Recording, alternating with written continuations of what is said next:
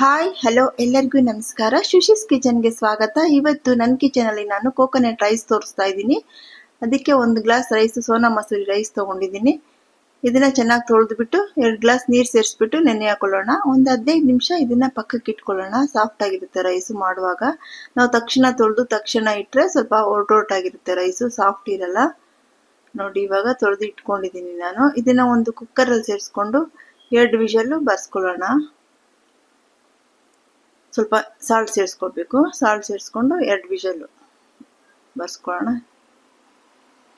ಈ ತೆಂಗಿನಕಾಯಿ ರೈಸ್ಗೆ ತೆಂಗಿನಕಾಯಿ ಮೇಯ್ನು. ಇದನ್ನ ತಮಿಳಲ್ಲಿ ತೇಂಗಾ ಸಾದಂ ಅಂತಾರೆ, ತೆಲುಗುನಲ್ಲಿ ತೆಂಕಾಯಿ ಎನ್ನಮು ಅಂತಾರೆ, ಕನ್ನಡದಲ್ಲಿ ನಾವು ಕೋಕೋನಟ್ ರೈಸ್ ತೆಂಗಿನಕಾಯಿ ಅನ್ನ ಅಂತೀವಿ. ನೋಡಿ ಇವಾಗ ಇದನ್ನ ಕ್ಲೋಸ್ ಮಾಡಿಬಿಟ್ಟು 2 ವಿಷಲ್ಲು ಬರ್ಸ್ಕೊಂಡು ಓಪನ್ ಮಾಡಿ ಇದನ್ನ ರೈಸ್ನ ಆರಕ್ಕೆ ಇಟ್ಕೋಬೇಕು. ಆರಿದ್ರೇನೆ ಮಿಕ್ಸ್ ಮಾಡುವಾಗ ಚೆನ್ನಾಗಿ ಉದ್ರಾಗಿ ಬರೋದು, ಇಲ್ಲ ಅಂದ್ರೆ ಮುದ್ದೆ ಮುದ್ದೆ ತರ ಆಗ್ಬಿಡುತ್ತೆ. ಇದಕ್ಕೆ 1 ಬಟ್ಲು ತೆಂಗಿನ ತುರಿ ಬೇಕು, ಕಡಲೆ ಬೀಜ ಸ್ವಲ್ಪ ಅವ್ರವ್ರ ಆಪ್ಷನಲ್ಲು, ಕಡಲೆ ಬೀಜ ಮತ್ತೆ ಕಡಲೆಬೇಳೆ, ಉದ್ದಿನಬೇಳೆ, 4 ರೆಡ್ ಚಿಲ್ಲೀಸು, ಕೊತ್ತಂಬರಿ ಸೊಪ್ಪು, ಕರಿಬೇವಿನ ಸೊಪ್ಪು, ಸ್ವಲ್ಪ ಜೀರಿಗೆ ಮೆಣಸು. ಇದನ್ನ ತರ್ತರಿಯಾಗಿ ಪುಡಿ ಮಾಡಿ ಇಟ್ಕೊಂಡಿದ್ದೀನಿ. ಒಂದು ಪಾತ್ರೆ ಇಟ್ಕೊಂಡು ಒಂದು 4-5 ಸ್ಪೂನ್ ಆಯಿಲ್ ಸೇರಿಸ್ಕೋಬೇಕು. ಸೇರಿಸ್ಕೊಂಡ್ಮೇಲೆ ಒಗ್ಗರಣೆಗೆ ಸಾಸಿವೆ ಹಾಕೊಳ್ಳೋಣ.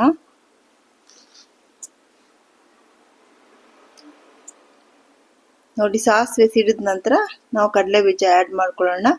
ಕಡಲೆ ಬೀಜನ ಯಾವತ್ತೂ ಲೋ ಫ್ಲೇಮಲ್ಲಿ ಹುರ್ಕೊಂಡ್ರೆ ಅದು ಕ್ರಿಸ್ಪಿಯಾಗಿ ಕ್ರಂಚಿ ಆಗಿರುತ್ತೆ. ತಿನ್ನುವಾಗ ರೈಸ್ ಜೊತೆ ತಿನ್ನುವಾಗ ತುಂಬ ಚೆನ್ನಾಗಿರುತ್ತೆ. ಬಾಯಿಗೆ ಒಂದೊಂದಾಗಿ ಸಿಗ್ತಾ ಇದ್ರೆ ಸ್ವಲ್ಪ ಜಾಸ್ತಿ ಅವ್ರವ್ರಿಗೆ ಇಷ್ಟ, ಅದು ಸ್ವಲ್ಪ ಜನಕ್ಕೆ ಇಷ್ಟ ಆಗಲ್ಲ, ಅವರು ಕಮ್ಮಿ ಹಾಕೊಳ್ಳಿ.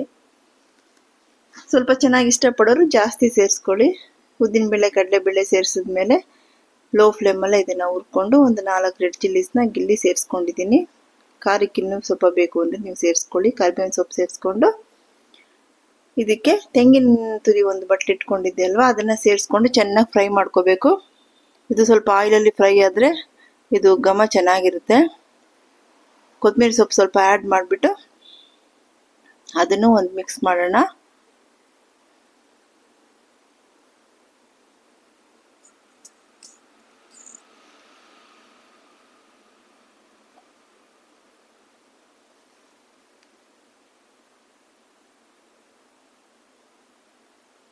ಸ್ವಲ್ಪ ಸಾಲ್ಟ್ ಸೇರಿಸ್ಬಿಟ್ಟು ಇವಾಗ ರೈಸ್ ಆ್ಯಡ್ ಮಾಡ್ಕೊಳ್ಳೋಣ. ಸ್ವಲ್ಪ ತೆಂಗಿನ ತುರಿ ಒಂದು 2 ನಿಮಿಷ ಆಯಿಲಲ್ಲೇ ಫ್ರೈ ಆಗಬೇಕು, ಅದಕ್ಕೆ ಸ್ವಲ್ಪ ಹೊತ್ತು ಬಿಟ್ಟಿದ್ದು. ಇದು ಜೀರಿಗೆ ಮೆಣಸನ್ನ ಆ್ಯಡ್ ಮಾಡಿಕೊಂಡು ರೈಸ್ನ ಇದರಲ್ಲಿ ಸೇರಿಸ್ಕೊಂಡು ನೋಡಿ ಆರಿದೆ ರೈಸು, ಉದುದ್ರಾಗಿದೆ. ಇವಾಗ ಇದರಲ್ಲಿ ಸೇರಿಸ್ಬಿಟ್ಟು ಒಂದು ಮಿಕ್ಸ್ ಕೊಡೋಣ.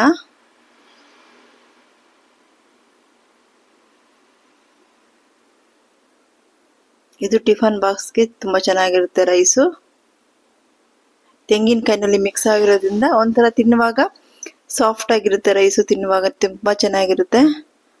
ಇವಾಗ ಮಿಕ್ಕಿದ್ದು ಜೀರಿಗೆ ಮೆಣಸು ಪುಡಿ ಇತ್ತಲ್ವ ಅದನ್ನ ಸೇರಿಸ್ಕೋಬೇಕು, ಕರಿಬೇವಿನ ಸೊಪ್ಪು ಸೇರಿಸ್ಕೋಬೇಕು, ಮತ್ತೆ ಲೆಮನ್ನ ಹಿಂಡ್ಕೋಬೇಕು. ಸ್ವಲ್ಪ ಲೆಮನ್ ಹಿಂಡ್ಕೊಂಡ್ರೆ 1 ಸ್ಪೂನ್ ತುಪ್ಪ ಆ್ಯಡ್ ಮಾಡ್ಕೊತೀನಿ ನಾನು, ಚೆನ್ನಾಗಿರುತ್ತೆ.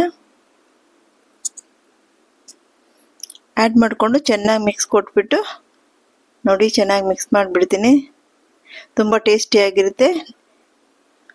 ನೋಡಿ ಇವಾಗ ರೆಡಿ ಆಯಿತು. ಅದನ್ನು ಬಟ್ಲಲ್ಲಿ ನಾನು ಸರ್ವ್ ಮಾಡ್ತಾ ಇದ್ದೀನಿ. ಎತ್ಬಿಟ್ಟು ನಿಮಗೆ ತೋರಿಸ್ತಾ ಇದ್ದೀನಿ.